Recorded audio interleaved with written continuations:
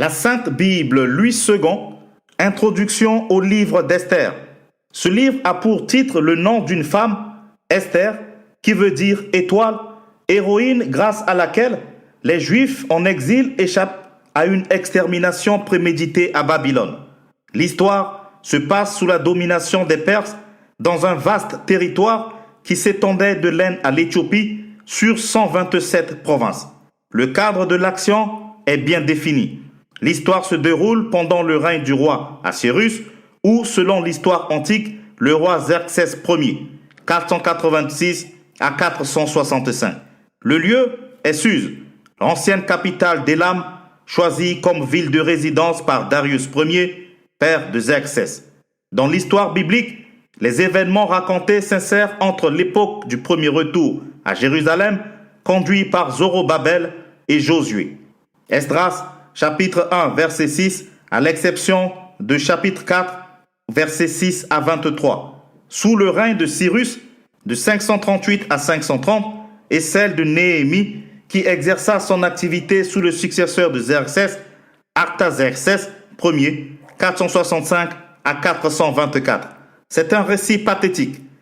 À travers les péripéties vécues par les deux héros, Esther et Mardochée, c'est le sort même de tout un peuple qui se joue. La reine Vashti fut disgraciée après sa désobéissance publique à son époux ivre, le roi Assuérus, au chapitre 1. Une juive, fille de l'oncle de Mardochée, fut choisie entre plusieurs jeunes filles vierges et belles de figure comme nouvelle reine. Mardochée déjoua entre-temps un attentat contre le roi au chapitre 2. Aman, favori du roi, amalécite, nourrissant des rancunes à l'égard de la race juive, usa d'un subterfuge pour que le roi signe contre les Juifs un édit relatif à leur extermination au chapitre 3. Ce fut la consternation et le jeûne parmi les Juifs au chapitre 4. Que faire concrètement? Dans les coulisses du pouvoir, Mardochée incita Esther à entreprendre des démarches auprès du roi. Aman chercha alors à faire périr Mardochée au chapitre 5. Providentiellement, le roi décida de récompenser le dénonciateur de l'attentat contre lui. C'est Mardochée qui reçut des honneurs royaux au détriment de Aman, humilié. Dénoncé par la reine Esther, Aman fut mis à mort au chapitre 7. Un récit en faveur des Juifs fut signé par le roi au chapitre 8, les appelant à se défendre et à se venger de leurs ennemis. Une fête perpétuelle, celle du Purim, immortalise cette histoire au chapitre 9. Et le juif Mardochée, le premier après le roi Assuérus, devint une sorte de héros national à l'étranger, au chapitre 10. Le livre d'Esther met en valeur l'importance de la providence dans la vie d'un individu et d'une nation. Il y a aussi le nationalisme et le désir de légitime défense ou de vengeance des Juifs menacés d'extermination.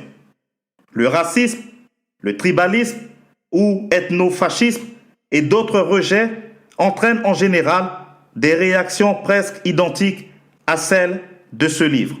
Bref, la haine appelle la haine et la violence conduit à la violence.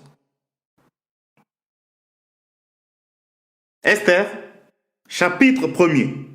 Festin d'Assuérus. C'était du temps d'Assuérus, de cet Assuérus qui régnait depuis l'Inde jusqu'en Éthiopie sur 127 provinces. Et le roi Assuérus était alors assis sur son trône royal à Suse, dans la capitale. La 3e année de son règne, il fit un festin à toutes ses provinces et à ses serviteurs. Les commandants de l'armée des Perses et des Mèdes, les grands et les chefs des provinces furent réunis en sa présence. Il montra la splendide richesse de son royaume et l'éclatante magnificence de sa grandeur pendant nombre de jours, pendant 180 jours. Lorsque ces jours furent écoulés, le roi fit pour tout le pays qui se trouvait à Suse, la capitale depuis le plus grand jusqu'au plus petit, un festin qui dura 7 jours dans la cour du jardin de la maison royale. Des tentures blanches, vertes et bleues étaient attachées par des colonnes de byssus et de pourpre à des anneaux d'argent et à des colonnes de marbre. Des lits d'or et d'argent reposaient sur un pavé de porphyre, de marbre, de nacre et de pierres noires. On servait à boire dans des vases d'or de différentes espèces et il y avait abondance de vin royal grâce à la libéralité du roi.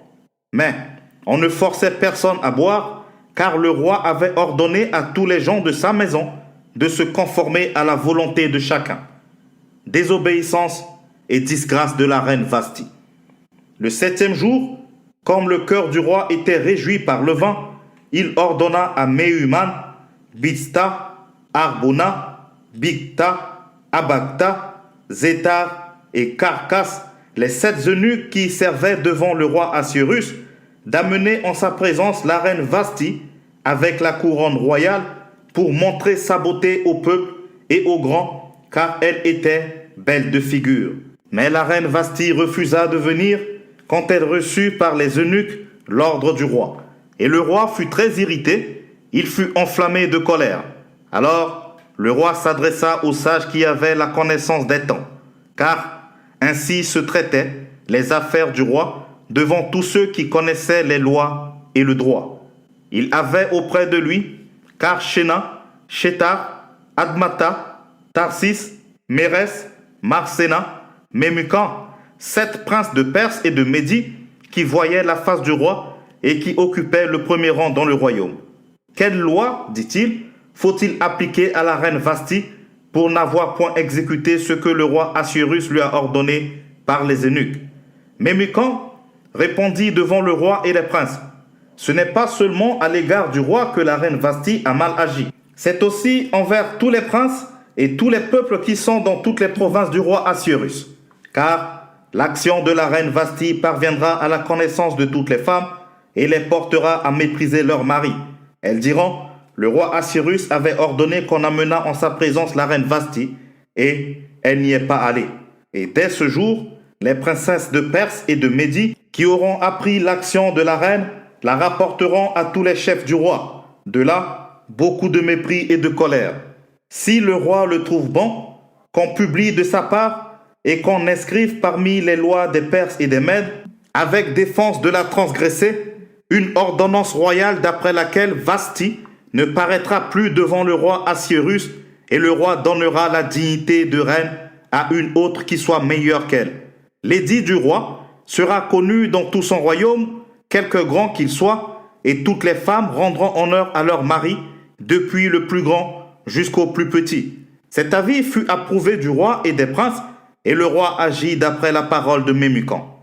Il envoya des lettres à toutes les provinces du royaume, à chaque province selon son écriture, et à chaque peuple selon sa langue. Elle portait que tout homme devrait être le maître de sa maison et qu'il parlerait la langue de son peuple. Esther, chapitre 2. Esther choisie pour reine. Après ces choses, lorsque la colère du roi Assuérus se fut calmée, il pensa à Vashti, à ce qu'elle avait fait et à la décision qui avait été prise à son sujet.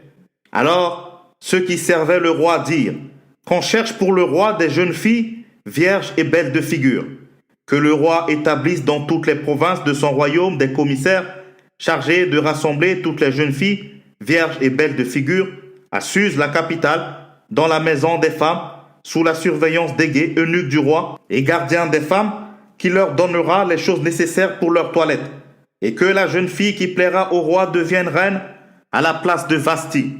Cet avis eut l'approbation du roi, et il fut ainsi.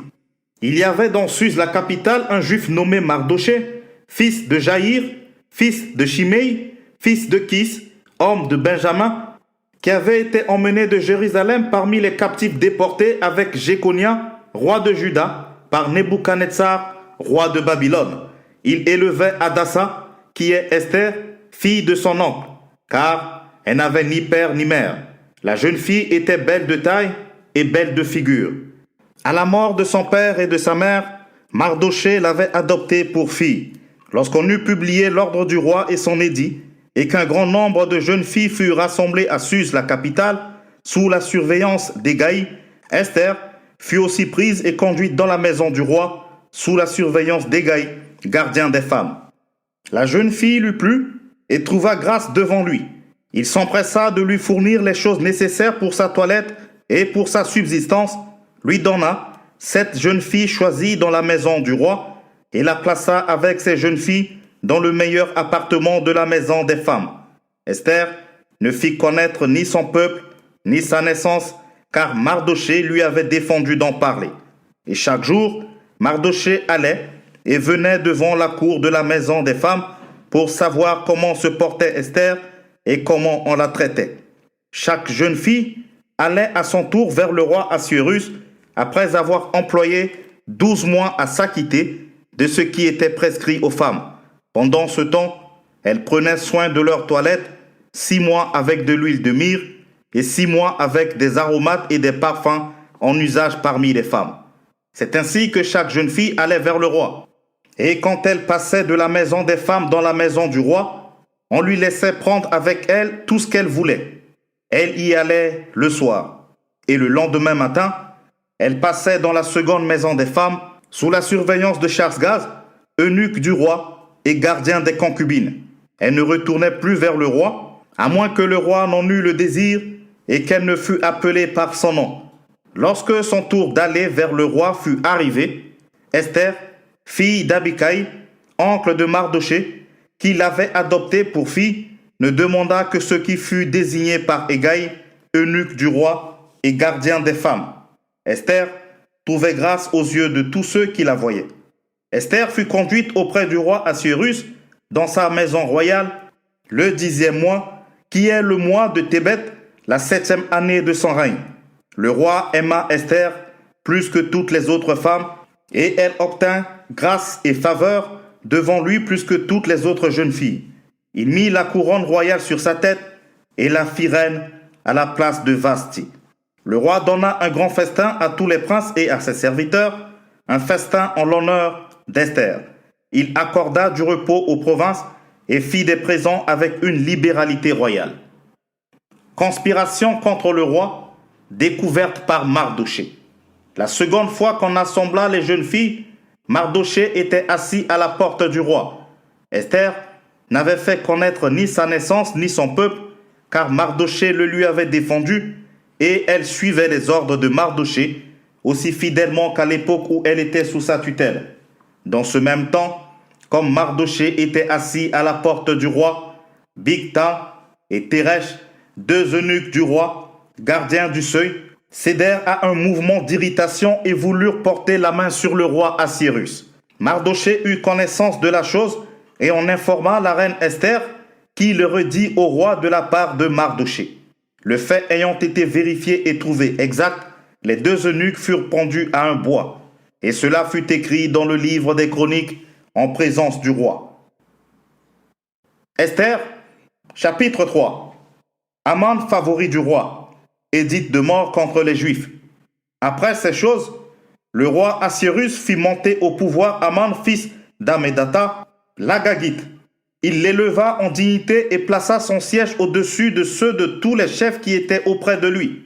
Tous les serviteurs du roi qui se tenaient à la porte du roi fléchissaient le genou et se prosternaient devant Aman, car tel était l'ordre du roi à son égard.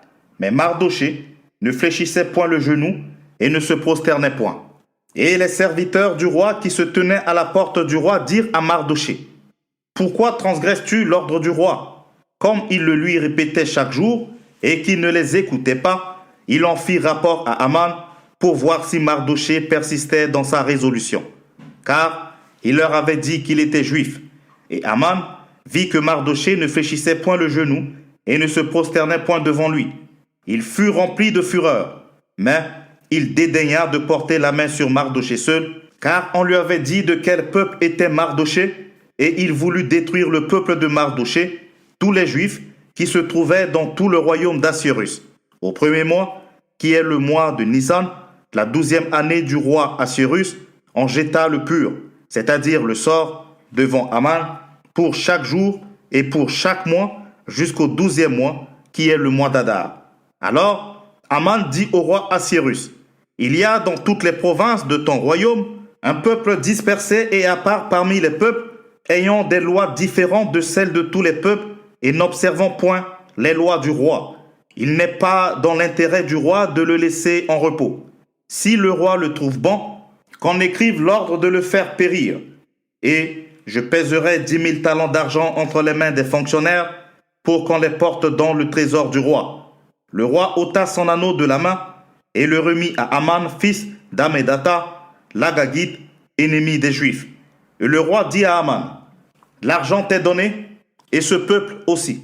Fais-en ce que tu voudras. » Les secrétaires du roi furent appelés le 13e jour du premier mois, et l'on écrivit suivant tout ce qui fut ordonné par Aman, au satrape du roi, au gouverneur de chaque province et au chef de chaque peuple, à chaque province selon son écriture et à chaque peuple selon sa langue. Ce fut au nom du roi Assuérus que l'on écrivit et l'on scella avec l'anneau du roi. Les lettres furent envoyées par les courriers dans toutes les provinces du roi pour qu'on détruisît, qu'on tuât et qu'on fit périr tous les Juifs, jeunes et vieux, petits enfants et femmes, en un seul jour, le 13e du 12e mois, qui est le mois d'Adar, et pour que leurs biens fussent livrés au pillage. Ces lettres renfermaient une copie de l'édit qui devait être publié dans chaque province et invitaient tous les peuples à se tenir prêts pour ce jour-là. Les courriers partirent en toute hâte d'après l'ordre du roi. L'édit fut aussi publié dans Suse, la capitale, et tandis que le roi et Aman étaient à boire, la ville de Suse était dans la consternation. Esther, chapitre 4. Consternation et jeûne parmi les Juifs. Mardoché, ayant appris tout ce qui se passait, déchira ses vêtements, s'enveloppa d'un sac et se couvrit de cendres. Puis, il alla au milieu de la ville en poussant avec force des cris amers et se rendit jusqu'à la porte du roi, dont l'entrée était interdite à toute personne revêtue d'un sac. Dans chaque province, partout où arrivait l'ordre du roi et son édit, il y eut une grande désolation parmi les Juifs. Ils jeûnaient, pleuraient et se lamentaient, et beaucoup se couchaient sur le sac et la cendre. Les servantes d'Esther et ses eunuques vinrent lui annoncer cela, et la reine fut très effrayée. Elle envoya des vêtements à Mardoché pour le couvrir et lui faire ôter son sac, mais il ne les accepta pas. Alors Esther appela Attaque, l'un des eunuques que le roi avait placé auprès d'elle, et elle le chargea d'aller demander à Mardoché ce que c'était et d'où cela venait. Attaque se rendit vers Mardoché sur la place de la ville, devant la porte du roi. Et Mardoché lui raconta tout ce qui lui était arrivé et lui indiqua la somme d'argent qu'Aman avait promis de livrer au trésor du roi en retour du massacre des Juifs. Il lui donna aussi une copie de l'édit publié dans Suse en vue de leur destruction, afin qu'il le montrât à Esther et lui fit tout connaître, et y ordonna qu'Esther se rendît chez le roi pour lui demander grâce et l'implorer en faveur de son peuple. Attaque vint rapporter à Esther les paroles de Mardoché. Esther chargea Attaque d'aller dire à Mardoché: « Tous les serviteurs du roi et le peuple des provinces du roi savent qu'il existe une loi portant peine de mort contre quiconque, homme ou femme, entre chez le roi dans la cour intérieure sans avoir été appelé. Celui-là seul a la vie sauve, à qui le roi tend le sceptre d'or. Et moi, je n'ai point été appelé auprès du roi depuis 30 jours. » Lorsque les paroles d'Esther eurent été rapportées à Mardoché, Mardoché fit répondre à Esther: « Ne t'imagine pas que tu échapperas seul d'entre tous les Juifs, parce que tu es dans la maison du roi. Car si tu te tais maintenant, le secours et la délivrance surgiront d'autre part pour les Juifs, et toi et la maison de ton père, vous périrez. Et qui sait si ce n'est pas pour un temps comme celui-ci que tu es parvenu à la royauté. » Esther envoya dire à Mardoché: « Va, rassemble tous les Juifs qui se trouvent à Suse, et jeûnez pour moi, sans manger ni boire pendant 3 jours, ni la nuit, ni le jour. Moi aussi je jeûnerai de même avec mes servantes, puis j'entrerai chez le roi malgré la loi. Et si je dois périr, je périrai. » Mardoché s'en alla et fit tout ce qu'Esther lui avait ordonné. Esther, chapitre 5. Démarche d'Esther auprès du roi. Le 3e jour, Esther mit ses vêtements royaux et se présenta dans la cour intérieure de la maison du roi, devant la maison du roi. Le roi était assis sur son trône royal, devant la maison royale, en face de l'entrée de la maison. Lorsque le roi vit la reine Esther debout dans la cour, elle trouva grâce à ses yeux. Et le roi tendit à Esther le sceptre d'or qu'il tenait à la main. Esther s'approcha et toucha le bout du sceptre. Le roi lui dit, qu'as-tu, reine Esther, et que demandes-tu? Quand ce serait la moitié du royaume, elle te serait donnée. Esther répondit, si le roi le trouve bon, que le roi vienne aujourd'hui avec Aman au festin que je lui ai préparé. Et le roi dit, allez tout de suite chercher Aman, comme le désire Esther. Le roi se rendit avec Aman au festin qu'avait préparé Esther. Et pendant qu'on buvait le vin, le roi dit à Esther, quelle est ta demande? Elle te sera accordée. Que désires-tu? Quand ce serait la moitié du royaume, tu l'obtiendras. Esther répondit, voici ce que je demande et ce que je désire. Si j'ai trouvé grâce aux yeux du roi, et s'il plaît au roi d'accorder ma demande et de satisfaire mon désir, que le roi vienne avec Aman au festin que je leur préparerai, et demain je donnerai réponse au roi selon son ordre. Aman cherche à faire périr Mardoché. Aman sortit ce jour-là joyeux et le cœur content. Mais lorsqu'il vit à la porte du roi Mardoché, qui ne se levait ni ne se remuait devant lui, il fut rempli de colère contre Mardoché. Il sut néanmoins se contenir et il alla chez lui. Puis il envoya chercher ses amis et Zeresh sa femme. Aman lui parla de la magnificence de ses richesses, du nombre de ses fils, de tout ce qu'avait fait le roi pour l'élever en dignité et du rang qu'il lui avait donné au-dessus des chefs et des serviteurs du roi. Et il ajouta, je suis même le seul que la reine Esther ait admis avec le roi au festin qu'elle a fait, et je suis encore invité pour demain chez elle avec le roi. Mais tout cela n'est d'aucun prix pour moi, aussi longtemps que je verrai Mardoché, le juif assis à la porte du roi. Zeresh, sa femme, et tous ses amis lui dirent, qu'on prépare un bois haut de 50 coudées, et demain matin, demande au roi qu'on y pende Mardoché. Puis tu iras joyeux au festin avec le roi. Cet avis plut à Aman, et il fit préparer le bois. Esther, chapitre 6. Honneur accordé à Mardoché et humiliation d'Aman. Cette nuit-là, le roi ne put pas dormir, et il se fit apporter le livre des annales, les chroniques. On les lut devant le roi, et l'on trouva écrit ce que Mardoché avait révélé au sujet de Bigtam et de Téresh, les deux eunuques du roi, gardes du seuil, qui avaient voulu porter la main sur le roi Assuérus. Le roi dit, quelle marque de distinction et d'honneur Mardoché a-t-il reçu pour cela? Il n'a rien reçu, répondirent ceux qui servaient le roi. Alors le roi dit, qui est dans la cour? Aman était venu dans la cour extérieure de la maison du roi pour demander au roi de faire pendre Mardoché au bois qu'il avait préparé pour lui. Les serviteurs du roi lui répondirent, c'est Aman qui se tient dans la cour. Et le roi dit, qu'il rentre. Aman entra et le roi lui dit, que faut-il faire pour un homme que le roi veut honorer? Aman se dit en lui-même, quel autre que moi le roi voudrait-il honorer? Et Aman répondit au roi, pour un homme que le roi veut honorer, il faut prendre le vêtement royal dont le roi se couvre et le cheval que le roi monte et sur la tête duquel se pose une couronne royale, remettre le vêtement et le cheval à l'un des principaux chefs du roi, puis revêtir l'homme que le roi veut honorer, le promener à cheval à travers la place de la ville et crier devant lui. C'est ainsi que l'on fait à l'homme que le roi veut honorer. Le roi dit à Aman, prends tout de suite le vêtement et le cheval, comme tu l'as dit, et fais ainsi pour Mardoché le juif qui est assis à la porte du roi. Ne néglige rien de tout ce que tu as mentionné. Et Aman prit le vêtement et le cheval, il revêtit Mardoché, il le promena à cheval à travers la place de la ville, et il cria devant lui. C'est ainsi que l'on fait à l'homme que le roi veut honorer. Mardoché retourna à la porte du roi, et Aman se rendit en hâte chez lui, désolé et la tête voilée. Aman raconta à Zeresh sa femme et à tous ses amis tout ce qui lui était arrivé. Et ses sages et Zeresh sa femme lui dirent, si Mardoché devant lequel tu as commencé de tomber est de la race des Juifs, tu ne pourras rien contre lui, mais tu tomberas devant lui. Comme il lui parlait encore, les eunuques du roi arrivèrent et conduisirent aussitôt Aman au festin qu'Esther avait préparé.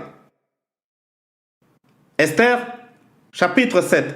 Aman dénoncé par Esther et mis à mort. Le roi et Aman allèrent au festin chez la reine Esther. Ce second jour, le roi dit encore à Esther, pendant qu'on buvait le vin, « Quelle est ta demande, reine Esther? Elle te sera accordée. Que désires-tu? Quand ce serait la moitié du royaume, tu l'obtiendras. La reine Esther répondit, si j'ai trouvé grâce à tes yeux, ô roi, et si le roi le trouve bon, accorde-moi la vie, voilà ma demande, et sauve mon peuple, voilà mon désir. Car nous sommes vendus, moi et mon peuple, pour être détruits, égorgés, anéantis. Encore, si nous étions vendus pour devenir esclaves et servantes, je me tairais. Mais l'ennemi ne saurait compenser le dommage fait au roi. Le roi Assuérus prit la parole et dit à la reine Esther, « Qui est-il et où est celui qui se propose d'agir ainsi ?» Esther répondit, « L'oppresseur, l'ennemi, c'est Aman, ce méchant-là. » Aman fut saisi de terreur en présence du roi et de la reine. Et le roi, dans sa colère, se leva et quitta le festin pour aller dans le jardin du palais. Aman resta pour demander grâce de la vie à la reine Esther, car il voyait bien que sa perte était arrêtée dans l'esprit du roi. Lorsque le roi revint du jardin du palais dans la salle du festin, il vit Aman qui s'était précipité vers le lit sur lequel était Esther, et il dit, « Serait-ce encore pour faire violence à la reine, chez moi, dans le palais ?» Dès que cette parole fut sortie de la bouche du roi, on voilà le visage d'Aman. Et Harbona, l'un des eunuques, dit en présence du roi, « Voici le bois préparé par Aman pour Mardochée qui a parlé pour le bien du roi, est dressé dans la maison d'Aman à une hauteur de 50 coudées. » Le roi dit, « Qu'on y pende Aman. » Et l'on pendit Aman au bois qu'il avait préparé pour Mardochée, et la colère du roi s'apaisa. Esther, chapitre 8, est dit en faveur des Juifs. En ce même jour, le roi Assuérus donna à la reine Esther la maison d'Aman, l'ennemi des Juifs, et Mardochée parut devant le roi, car Esther avait fait connaître la parenté qui l'unissait à elle. Le roi ôta son anneau qu'il avait repris à Aman et le donna à Mardochée. Esther, de son côté, établit Mardochée sur la maison d'Aman. Puis, Esther parla de nouveau en présence du roi. Elle se jeta à ses pieds, elle pleura, elle le supplia d'empêcher les effets de la méchanceté d'Aman, l'Agagite, et la réussite de ses projets contre les Juifs. Le roi tendit le sceptre d'or à Esther, qui se releva et resta debout devant le roi. Elle dit alors, « Si le roi le trouve bon, et si j'ai trouvé grâce devant lui, si la chose paraît convenable au roi, et si je suis agréable à ses yeux, qu'on écrive pour révoquer les lettres conçues par Aman, fils d'Amedata, l'Agagite, et écrites par lui dans le but de faire périr les Juifs qui sont dans toutes les provinces du roi. Car comment pourrais-je voir le malheur qui atteindrait mon peuple, et comment pourrais-je voir la destruction de ma race ?» Le roi Assuérus dit à la reine Esther et aux Juifs Mardochée, « Voici, j'ai donné à Esther la maison d'Aman, et il a été pendu au bois pour avoir étendu la main contre les Juifs. Écrivez donc en faveur des Juifs, comme il vous plaira, au nom du roi, et scellez avec l'anneau du roi. Car une lettre écrite au nom du roi et scellée avec l'anneau du roi ne peut être révoquée. » Les secrétaires du roi furent appelés en ce temps le 23e jour du 3e mois, qui est le mois de Sivan, et l'on écrivit suivant tout ce qui fut ordonné par Mardochée aux Juifs, aux satrapes, aux gouverneurs et aux chefs des 127 provinces situées de l'Inde à l'Éthiopie, à chaque province selon son écriture, à chaque peuple selon sa langue, et aux Juifs selon leur écriture et selon leur langue. On écrivit au nom du roi Assuérus, et l'on scella avec l'anneau du roi. On envoya les lettres par les courriers, ayant pour monture des chevaux et des mulets nés de juments. Par ces lettres, le roi donnait aux Juifs, en quelques villes qu'ils fussent, la permission de se rassembler et de défendre leur vie, de détruire, de tuer et de faire périr avec leurs petits-enfants et leurs femmes tous ceux de chaque peuple et de chaque province qui prendraient les armes pour les attaquer et de livrer leurs biens au pillage. Et cela en un seul jour dans toutes les provinces du roi Assuérus, le 13e jour du 12e mois, qui est le mois d'Adar. Ces lettres renfermaient une copie de l'édit qui devait être publié dans chaque province et informaient tous les peuples que les Juifs se tiendraient prêts pour ce jour-là à se venger de leurs ennemis. Les courriers, montés sur des chevaux et des mulets, partirent aussitôt et en toute hâte d'après l'ordre du roi. L'édit fut aussi publié dans Suse, la capitale. Mardochée sortit de chez le roi avec un vêtement royal bleu et blanc, une grande couronne d'or et un manteau de byssus et de pourpre. La ville de Suse poussait des cris et se réjouissait. Il y avait pour les Juifs que bonheur et joie, allégresse et gloire. Dans chaque province et dans chaque ville, partout où arrivait l'ordre du roi et son édit, il y eut parmi les Juifs de la joie et de l'allégresse, des festins et des fêtes. Et beaucoup de gens d'entre les peuples du pays se firent juifs, car la crainte des Juifs les avait saisis. Esther, chapitre 9. Vengeance des Juifs. Au 12e mois, qui est le mois d'Adar, le 13e jour du mois, jour où devait s'exécuter l'ordre et l'édit du roi, et où les ennemis des Juifs avaient espéré dominer sur eux, ce fut le contraire qui arriva, et les Juifs dominèrent sur leurs ennemis. Les Juifs se rassemblèrent dans leurs villes, dans toutes les provinces du roi Assyrus, pour mettre la main sur ceux qui cherchaient leur perte. Et personne ne put leur résister, car la crainte qu'on avait d'eux s'était emparée de tous les peuples. Et tous les chefs des provinces, les satrapes, les gouverneurs, les fonctionnaires du roi, soutinrent les Juifs à cause de l'effroi que leur inspirait Mardochée. Car Mardochée était puissant dans la maison du roi, et sa renommée se répandait dans toutes les provinces, parce qu'il devenait de plus en plus puissant. Les Juifs frappèrent à coups d'épée tous leurs ennemis, ils les tuèrent et les firent périr. Ils traitèrent comme il le leur plut ceux qui leur étaient hostiles. Dans Suse, la capitale, les Juifs tuèrent et firent périr 500 hommes. Et ils égorgèrent par Chandata, Dalphon, Aspata, Porata, Adalia, Aridata, Parmashta, Arisaï, Aridaï et Vagezata. Les 10 fils d'Aman, fils d'Amedata, l'ennemi des Juifs. Mais ils ne mirent pas la main au pillage. Ce jour-là, le nombre de ceux qui avaient été tués dans Suse, la capitale, parvint à la connaissance du roi. Et le roi dit à la reine Esther, « Les Juifs ont tué et fait périr dans Suse, la capitale, 500 hommes et les 10 fils d'Aman. Qu'auront-ils fait dans le reste des provinces du roi? Quelle est ta demande? Elle te sera accordée.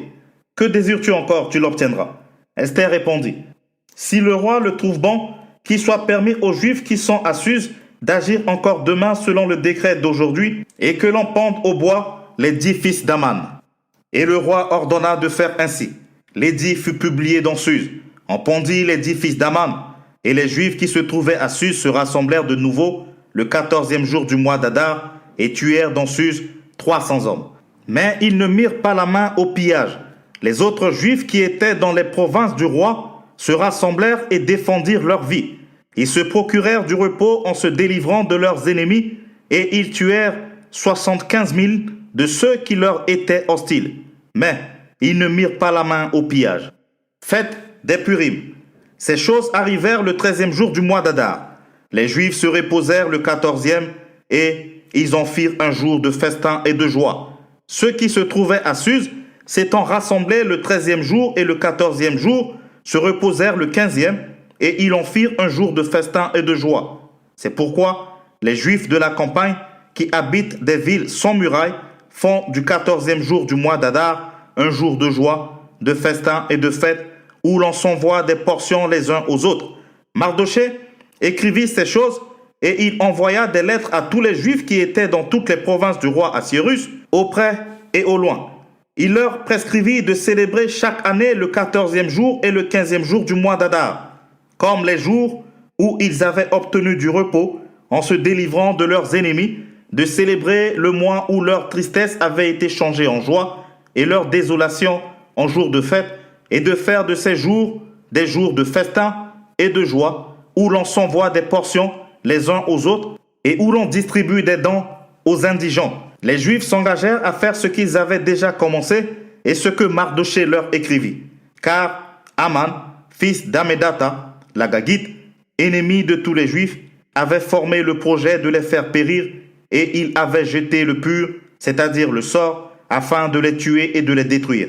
Mais Esther, s'étant présentée devant le roi ordonna par écrit de faire retomber sur la tête d'Aman le méchant projet qu'il avait formé contre les Juifs et de le pendre au bois, lui et ses fils. C'est pourquoi on appela ces jours Purim du nom de Pur.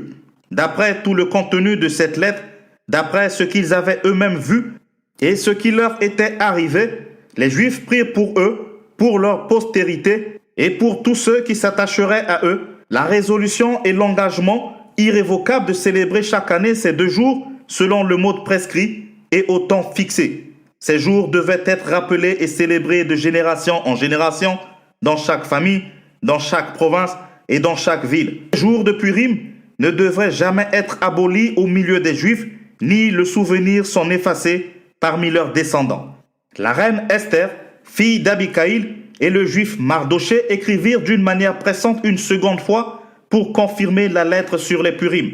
On envoya des lettres à tous les Juifs dans les 127 provinces du roi Assuérus. Elles contenaient des paroles de paix et de fidélité pour prescrire ces jours de Purim au temps fixé, comme le juif Mardoché et la reine Esther les avaient établis pour eux et comme ils les avaient établis pour eux-mêmes et pour leur postérité à l'occasion de leur jeûne et de leurs cris. Ainsi, l'ordre d'Esther confirma l'institution des Purim et cela fut écrit dans le livre. Esther, chapitre 10. Éloge de Mardoché. Le roi Assuérus imposa un tribut au pays et aux îles de la mer. Tous les faits concernant sa puissance et ses exploits et les détails sur la grandeur à laquelle le roi éleva Mardoché ne sont-ils pas écrits dans le livre des chroniques des rois, des Mèdes et des Perses?